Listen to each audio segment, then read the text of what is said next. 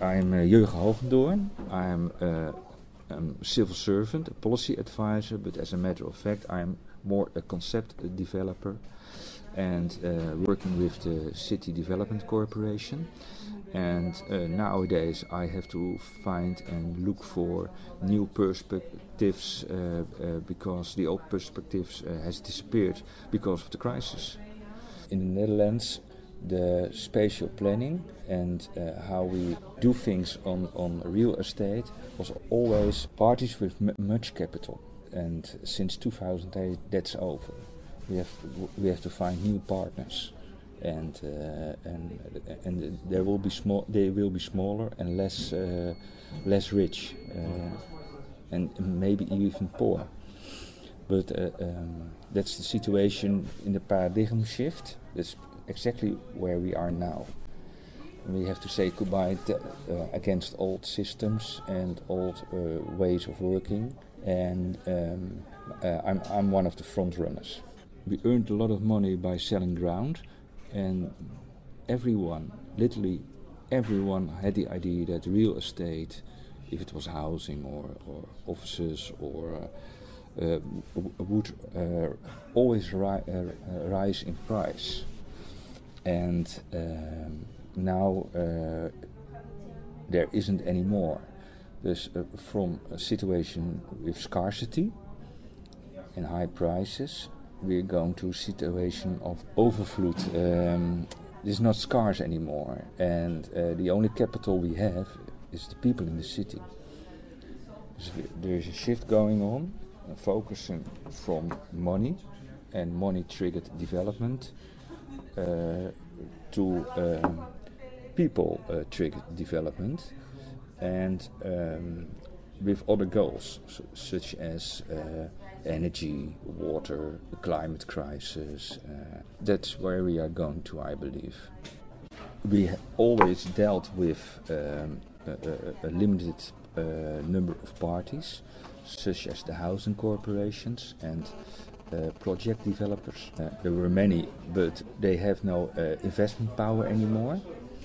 I have been saying for about 2 years we have to go outside. We have to talk with the people in the city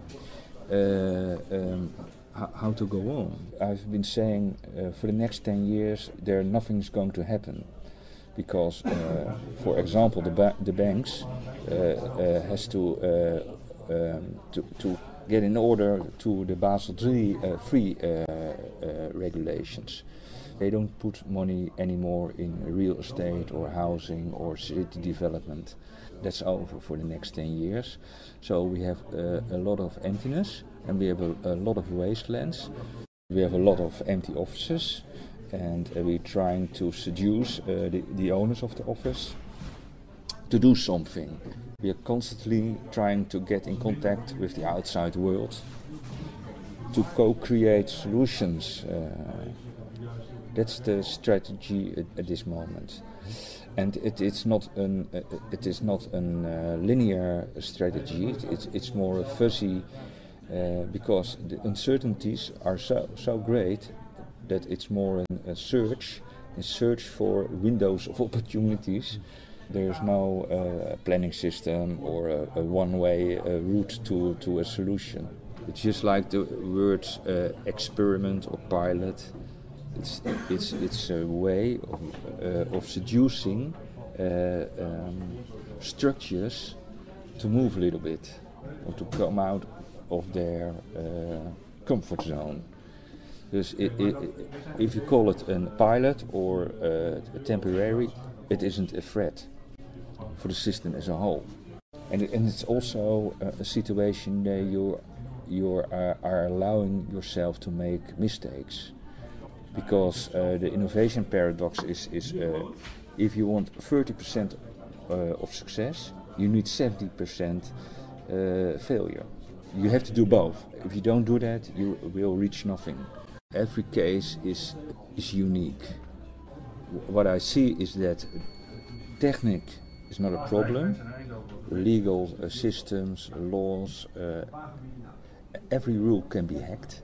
But it's a mind shift that people have to make within the local administration. And that's really the big problem. We have a breeding place project. I was the founder of that around 2000. The breeding place project, people who want to work on the creativity part of the economy, artists, and we're trying to help them to find some cheap room. The breeding place project was because of the high rising real estate value in the city in the 90s of the past age. So artists and squatters, they began to demonstrate. We are driven out of town. And someone has said to me, Jurgen, be smart, find a solution. And what I did say is, I did go to the people, and I said, you were looking for space, and I can sit behind my desk for a year and make a report, but that won't help. So let's go and find vacant spaces. And the policy we developed underway. The breeding place policy was founded, and it was founded during the process. We began to look at vacant spaces.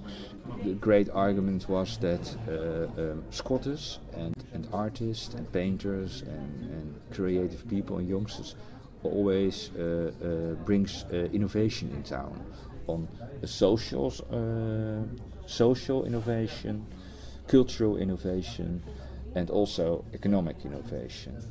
Now, the economy went sky high, and due to Richard Florida,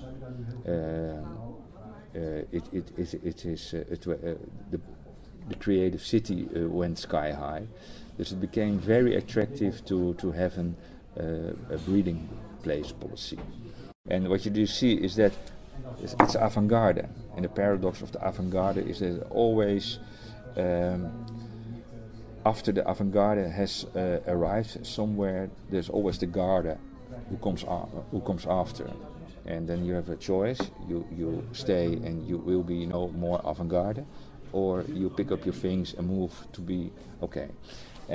But what you see is what happened with the avant-garde is now happening on a much greater scale. It's not about squatters and youngsters and artists anymore. It's about more groups. We have now, for about more than a year, we launched an internet map with the wastelands, and with all dots on it, so you can where they are. So you can see where they are, and you can click on the dot and you get some information. So it's more a map from welcome in our backyard. Do what you want to do. If you have a good idea, come. That was a map launched by a colleague and myself. Every wasteland has a contact person, which you can contact if you have an ID for that specific wasteland. It's not centralized. We have 7 parts in the city, and we have project groups, especially on the redeveloping and the new areas, and it's their kingdom, and you have to call them, or the one of the smaller parts of the districts, and they have also a local administration. In Amsterdam, you have 3 types of wastelands. First, the residential areas, which has to be renewed, and sometimes a living block is demolished, and because of the crisis there won't come another one. And people have moved out, and so there's middle in a residential area there is suddenly a wasteland, and there are the most initiatives and for about a third urban farming and gardens and kind of that. That's one. There's the renewal of residential areas. The second is the redeveloping of old industry areas and the riverbanks among the Eye. The old industry was swept out a little bit, Now we demolish them and then clean the ground, and then we make. Then someone can build a building on it, or his real estate. The last was the new areas like Eiburg. It was former water, and we made land of it. And there are a lot of houses, but there are also many plots and many, which are not come in the next years some building of it. It's also a residential area. That are the three types of wasteland. Our map is really it's every 2 months it's renewed. It's fairly up to date. But not what you see on the street is it looks like a wasteland, but it's not always a wasteland, because we know that within 2 months there's going to come a hotel. There's that kind of wasteland is what you not see on the map. But we have a disclaimer, and we also said if you know if this isn't right, please help us or get in contact us and to make things right and to make it more accurate. That's this is a question we ask when you launch the map. There was a strange process. Normally, as the local administration only publish things when they complete, and when all information is checked and double checked and right. When we set up the map, there were a lot of colleagues who didn't want to give the information. So we had some information ourselves in our own organization, and we knew some things, but it wasn't a little bit outdated. And the newest information is always by the owner of the project group, or it was his project, he knows the most. But some of them didn't want to cooperate. And so we decided to launch the map, which was incomplete and with sometimes outdated information or not exactly right. And what then happened, that's remarkable. Then you organize a process. What's then happened, and everybody came in panic. No, that's not right, and we're not standing on it, and why not? And the alderman got angry because one of the parts of the city didn't want to cooperate. Why is that part? I'm going to call the part. And so you organize a process in which everything was fixed in the process. Every wasteland has a contact person, which you can contact if you have an ID for that specific wasteland. When you have 60%, it's easier to launch the map than you only have 20%. And because when you reached enough, more than the half, more than 50%, then we launched it. It's a little bit. You must work a little bit naughty. Don't ask permission. Apologize if something going wrong. Launching the map was one thing. Then you can see what's going on in the city. But the processes to handle with the initiatives are still from 2008. So. My alderman said, and that was remarkable, nobody in the administration knew about it. He said in the newspaper on Zeeburger Eiland, that's a big new 3,6 hectare for €1 a year for 10 years. And the local administration had to act then.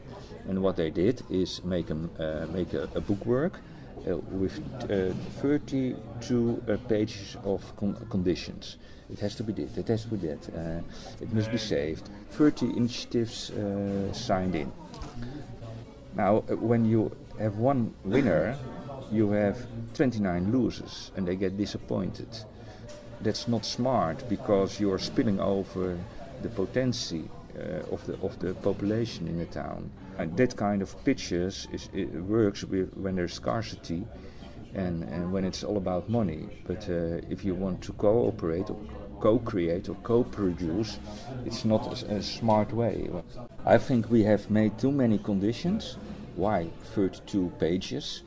You can also say it in 3 words. It has to be safe, it has to be clean. It's up to the initiative to settle that. And instead of all those regulations, and we have to work in another way with conditions and regulations. In a situation where there's a lot of emptiness and a lot of wastelands, so why don't we give any initiative a place? That's better, and then see what is a success or what fails. It's up to them to make it a success. We have another map with empty offices, and we call it the discussion map, because the owners of the offices got angry and they wanted to sue us if we did publish it as an emptiness map. So we call it a discussion map. The ownership of wasteland is in 90% is the local administration.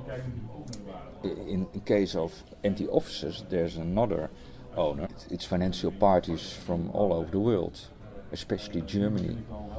There is a squatting regulation since a few years, and my eldest man said, how can smoke the owners out? With that, he was against that regulation. So he said, now it's there, and how can we use it to fight emptiness? And that's what we're doing now. The man you see here behind you, that's we call it the officers' loads. It's a guide, and we have a little team formed. And what we do is on one hand, we're trying to seduce the owners to do something with that empty building or partly empty building. And on the other hand, we have got some regulations that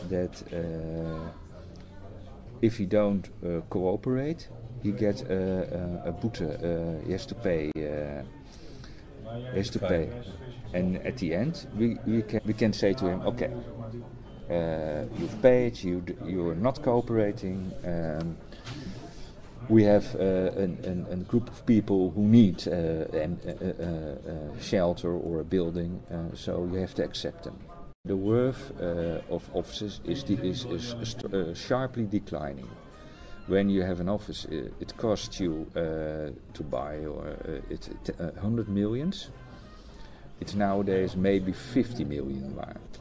So, if you want to keep the value of your building, of your real estate, it's sometimes smarter to move, to make a hotel from it or anything. But we set all the regulations aside to help you.